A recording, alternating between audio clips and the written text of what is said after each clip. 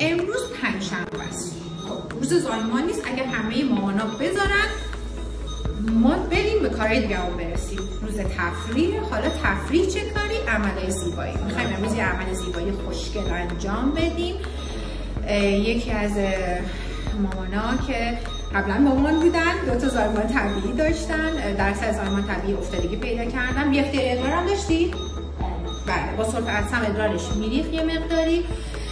میخوایم الان براش یه عمل خیلی خیلی خوب انجام بدیم، عمل لیفت واژن و حالا بی اختیاری ادرار هم انجام بدیم. مطمئن از اونجایی که من همیشه اهل زایمان و بچه و عاشق بچه‌ام، میخوام که یه عکس، یه نقاشی خوشگل نشونتون بدم.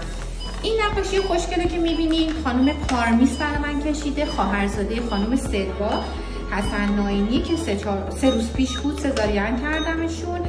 این خانم خوشگل یعنی خانم پارمیس این نقاشی منو کشیده، این منم با این مژه های خوشگل. البته نقاشی از من خیلی خوشگل تره. این هم نیمیه که تو بغل منه و کلی هم سلام بهم رسونده، گفته خاله دکتر کلی عاشقتم. منم عاشقتونم. گفتم نقاشی رو بهتون نشون بدم تا بعد برم سراغ عمل زیبایی. بریم عشقم. خب عملمون رو انجام دادیم، لیفت واژنشون انجام شد. برای بی اختیاری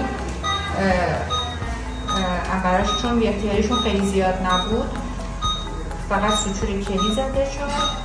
لیفت واژنش هم انجام شد. کلا یه عمل خیلی خوب بود. از اون عملا که میگم روزای تعطیل انجام بدیم خستگیمون در از اون عمل. دست فرمازشون هم درد نکنه، کلی کمک کردش.